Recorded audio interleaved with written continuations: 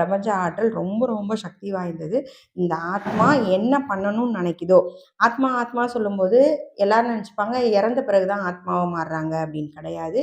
நம்ம உடலுக்குள்ள இருக்கக்கூடிய இந்த உடலுக்குள்ள இருக்கக்கூடிய நான் பேசிக்கிட்டு இருக்கதே நான் ஒரு ஆத்மா தான். நீங்களும் ஒரு ஆத்மாவா உணருங்க.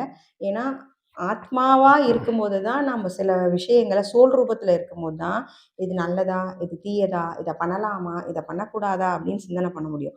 வெறும் ஒரு மனிதனா, ஒரு சாதா மனுஷன் அப்படியே வேலை செஞ்சுட்டு இருப்பான். ஏதோ கெட்டத பண்ணுவான், இத பண்ணுவான், அது பண்ணுவான்னும்போது, அவங்க அந்த உடலு, உயிர், ஆன்மாவும் உணரலன்னு அர்த்தம். நமக்குள்ள இருக்கிற அந்த ஆன்மாவை இந்த பிரபஞ்சத்தோடு இணைச்சு செயல்படணும். செயல்பட்டீங்கன்னா, உங்களுடைய அத்தனையும் வெற்றியா முடியும். ஆனா, இந்த இறப்பு வரைக்கும் நமக்கு சில வேலைகள் கொடுக்கப்பட்டிருக்கு. இறைவன் கொடுத்துருக்காரு. இந்த வேலைய சிறப்பா செய்யணும் அப்படின்னு சொன்னா, இறைவனோடு கனெக்ட் ஆயி, பிரபஞ்சத்தோடு கனெக்ட் ஆயி, இயற்கையோட கனெக்ட் ஆயி, அப்புறம் தான் நமக்கு சில விஷயங்கள் நல்லவற்றையே நடக்கும்.